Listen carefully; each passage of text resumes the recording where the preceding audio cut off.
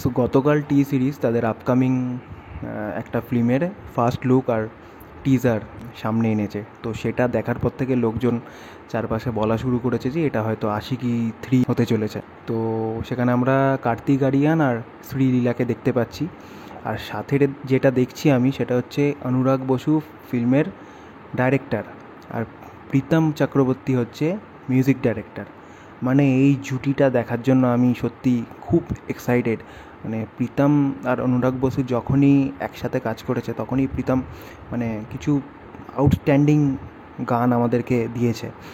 তো এটাই দেখার যে এই সিনেমায় কী হতে চলেছে। এবারের ফার্স্ট লুক যেটা এসছে সেটা আমি এখন দেখব, দেখে তারপর বলছি যে আমার কি রিয়াকশান, আমার কি মতামত। আগে দেখে নিই, তারপর বাকি কথা।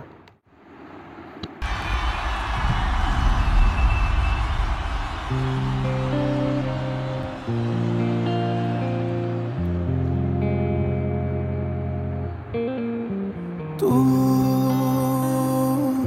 मेरी हाय हाय, जिंदगी है, तू পুরনো আশিকির গান। मेरी हर खुशी है, तू ही प्यार, तू ही चाहत, तू ही आशिकी है।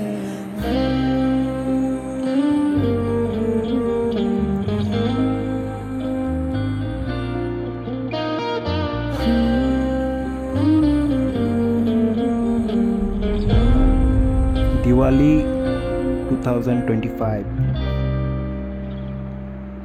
দিওয়ালিতে অনেকগুলো সিনেমা আসছে একসাথে।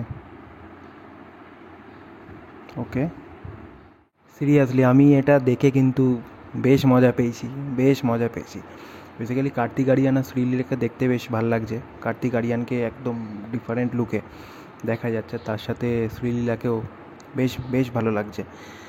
আর যদি বলি স্টার্টিংয়ে যখন গিটারটা স্টার্ট হচ্ছে, সাথে বিশাল মিশ্রার ভয়েস, তু হি আশিকি হে, সেই প্রথম আশিকির গান, এটা এত সুন্দর লাগছে। যদিও ওই গানটা আবার রিক্রিয়েট করেছেন তারা মেকার্সরা, বাট শুনতে কিন্তু ব্যাপক লাগছে। এটার ফুল ভার্সন যখন আসবে তখন আমি অবশ্যই এটার রিয়াকশান ভিডিও আনবো।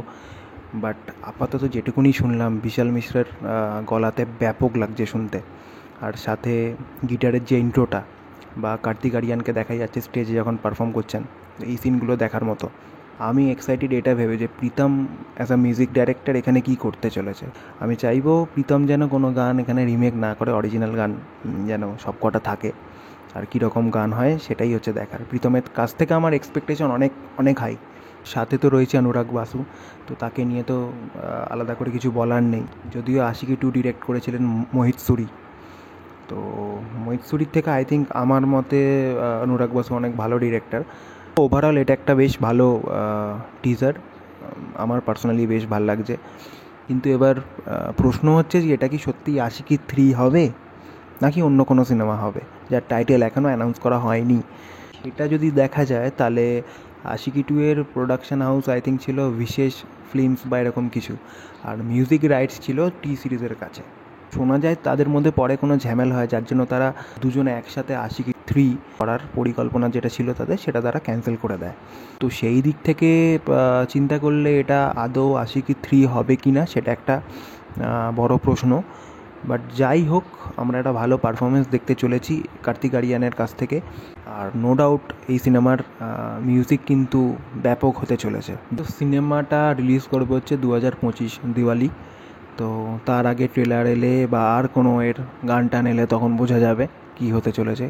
বাট ফার্স্ট ইমপ্রেশন বেশ ভালো। যেহেতু সবাই এটাকে আশিকি 3 বলছে, সেই দিক থেকে দেখলে আশিকি 1-এর যে গান ছিল সেগুলো এখনও লোকের মুখে মুখে।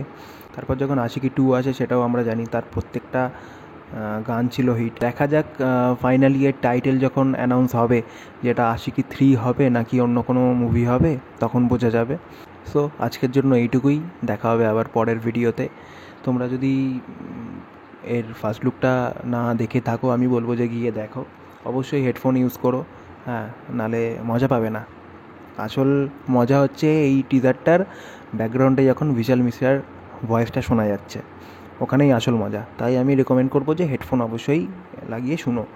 আর চ্যানেলে নতুন হয়ে থাকলে সাবস্ক্রাইব করো, ভিডিওটা ভালো লেগে থাকলে লাইক করো, আর তোমাদের মতামত কমেন্টে জানিও যে এটা সত্যিই কি আশিকি 3 হতে চলেছে নাকি অন্য কোনো মুভি। দেখা হবে পরের ভিডিওতে, ততক্ষণের জন্য বাই।